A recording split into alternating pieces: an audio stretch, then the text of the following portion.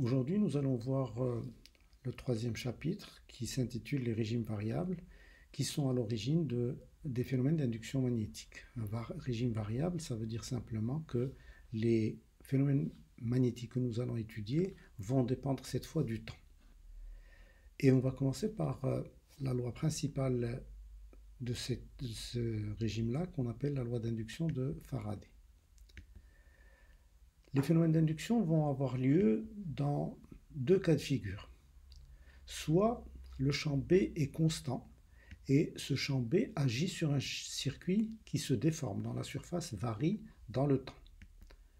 Ou alors B est variable et cette variation peut être obtenue de deux manières, soit par déplacement des sources, puisque la loi de Biot et Savart nous dit que B est inversement proportionnel à la distance au carré, et donc si la distance varie, B varie. De même, la loi de Biot et Savart nous dit si l'intensité du courant varie, comme elle est proportionnelle, B est proportionnelle à cette intensité de courant, alors B également varie. Donc ce sont les deux cas de figure où on peut observer des phénomènes d'induction, et donc nous sommes en régime variable. Nous allons commencer par l'étude du premier cas, un circuit qui va se déformer dans une région de l'espace où règne un champ magnétique B constant. Pour cela, je vais considérer un circuit en forme de U dans lequel on aura placé un ampèremètre.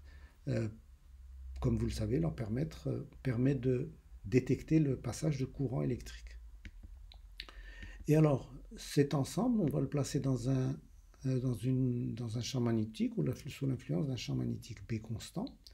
Ensuite, je vais placer une barre qui va fermer ce circuit et je vais lui donner un certain mouvement et l'animer d'une certaine vitesse V. Ce qu'on observe, c'est que lors du mouvement, l'ampèremètre va indiquer une intensité, et donc cette intensité de courant signifie le passage d'un courant électrique, I, comme vous pouvez le constater ici.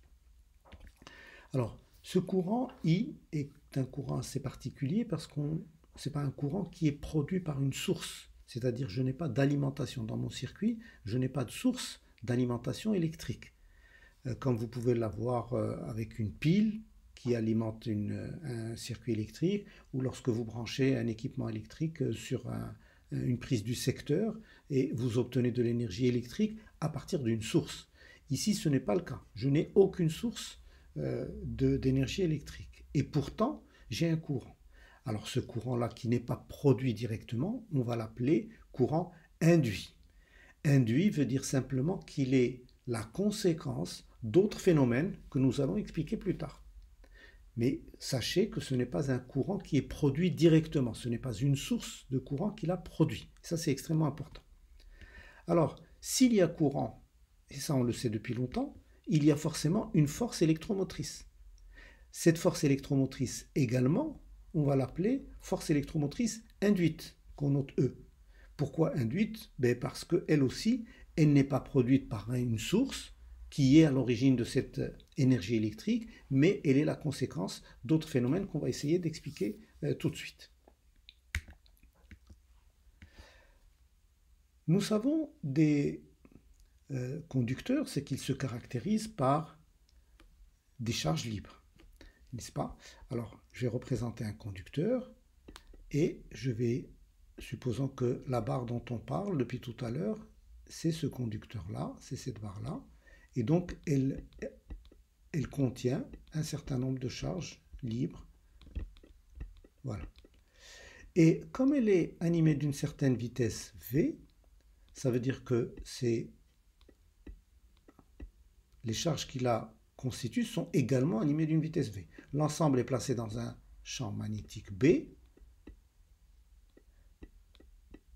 Et donc, qu'est-ce qu'on constate? Que ces charges vont être soumises à l'action d'une force magnétique qu'on a définie plus tôt, qu'on appelle la force de Lorentz. La force de Lorentz nous dit, dès qu'on a une charge Q, animée d'une vitesse V en présence d'un champ B, alors il subit l'action d'une force. Très bien. Si nous regardons cette force, vous voyez, V vectoriel B, donc c'est une force qui va tourner dans ce sens. Et V vectoriel B est orienté comme ceci. Mais comme la charge est négative, moins E vectoriel B, donc la force magnétique que l'on va obtenir ici, c'est une force magnétique qui va être, je vais changer la couleur du stylo, c'est une force magnétique qui va être orientée dans ce sens-là.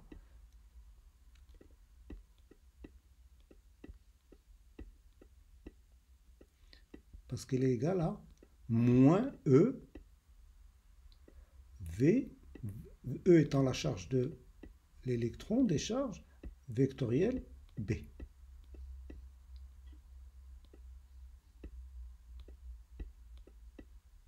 Donc voilà la force. Et comme si les charges se déplacent comme ceci, ça veut dire qu'il va y avoir un courant électrique qui va circuler dans ce sens-là, par exemple. C'est une représentation. Alors, maintenant, comme vous pouvez le constater, ceci nous rappelle quelque chose que nous connaissons déjà, à savoir la force électrostatique.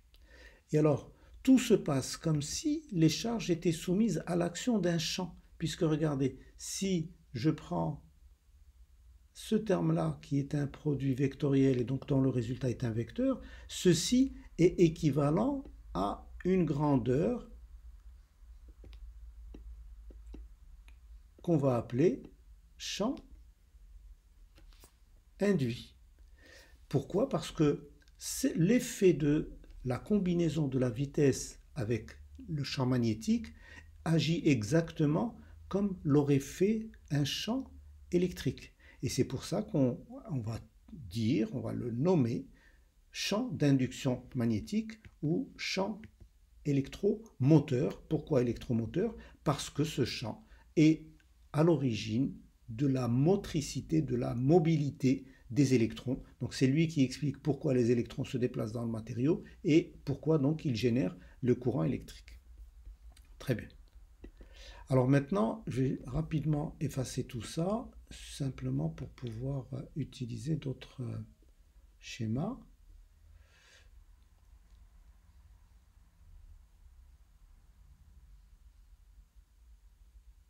Voilà. Alors, maintenant, comme il y a un déplacement de charge, et donc il y a un champ, qu'on vient de dire qu'il y a un champ, ça veut dire qui apparaît au niveau de la barre conductrice, ça veut dire que cette barre est le siège d'une force électromotrice, parce que on l'a vu depuis l'année dernière, quand il y a un champ, il y a une FEM, il y a une différence de potentiel.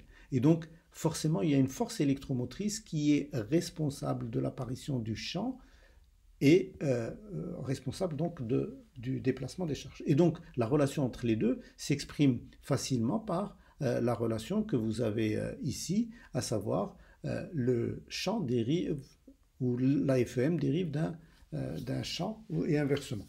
Enfin, le champ est le résultat d'une FEM induite.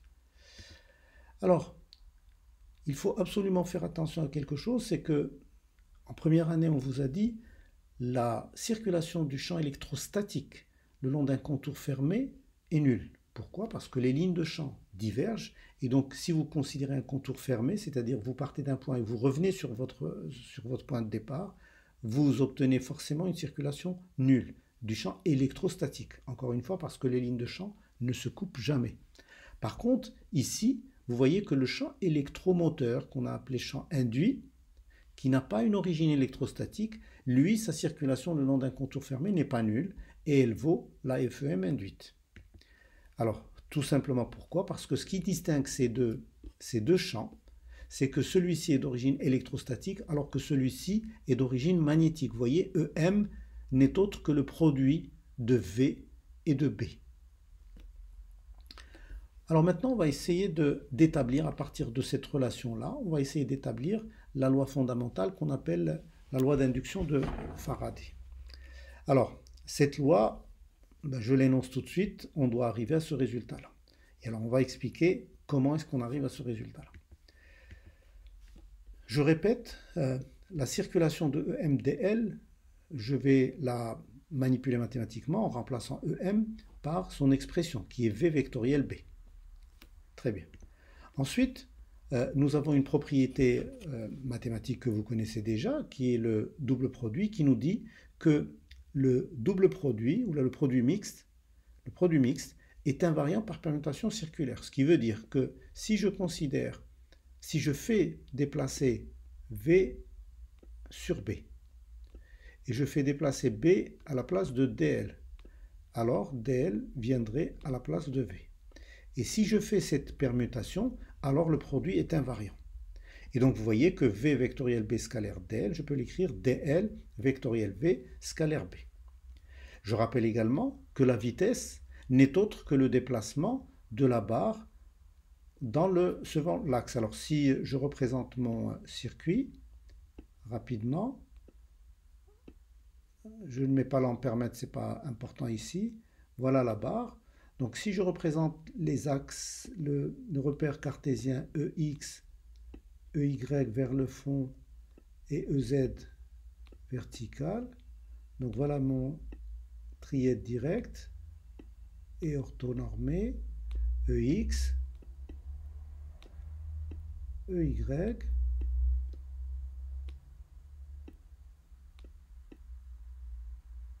et EZ.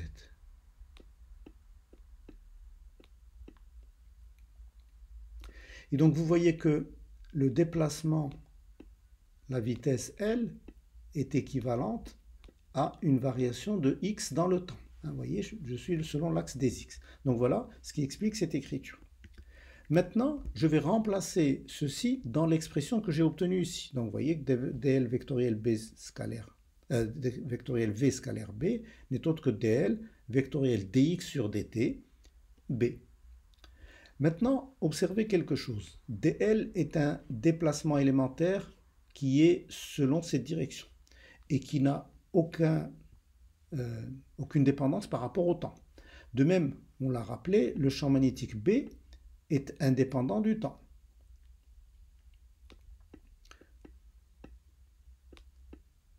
Et donc, vous voyez que cette variation par rapport au temps ne concerne que x. Donc, que je la place directement sur x ou que je la sorte, je l'applique sur l'ensemble du produit mixte, ça ne change rien du tout. Et donc, c'est ce que je vais faire. Je vais simplement sortir le d sur la variation par rapport au temps ici, et je vais garder tout le produit puisque ni dl ni b ne dépendent du temps.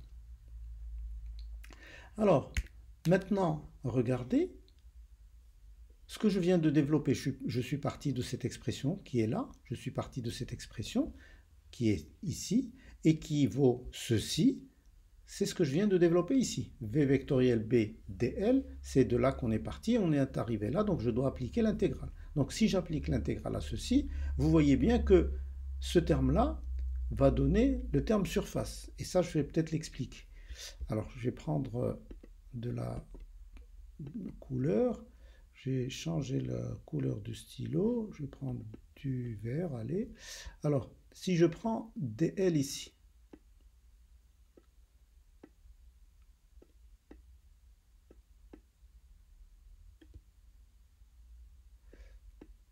donc dl est un élément de longueur sur le conducteur. dx, c'est représenté par ça, mais je peux le représenter ici. Donc ça, on va appeler ça dx. Alors dx est ici. C'est le déplacement que je vais faire dans un temps délimité, c'est-à-dire que entre là, voilà, ceci représenterait dt, vous voyez, pendant le temps élémentaire pendant lequel je vais effectuer un déplacement de la barre d'une position x à une position x plus dx. Très bien. Alors, maintenant, regardez, le produit de dl par dx, donc je vais faire le produit d'ici vers là. Et si vous faites le produit dans ce sens-là, vous obtenez quoi? La règle du tire-bouchon, vous allez obtenir un vecteur résultant qui est vers le bas.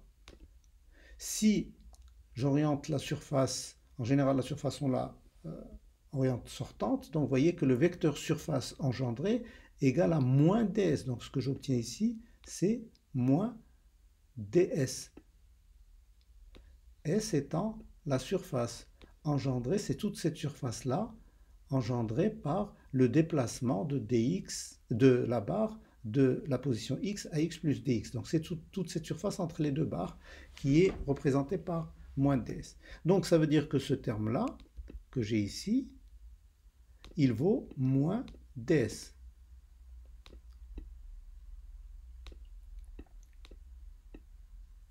Et donc si je remplace ça ici, ben vous avez le moins qui est là, b scalaire ds ou d scalaire b, c'est commutatif, et donc j'ai ceci.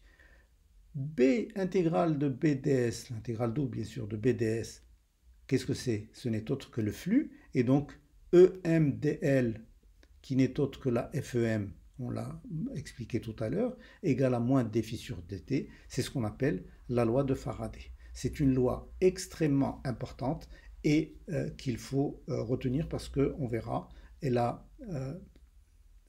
son rôle à chaque fois dans les phénomènes d'induction.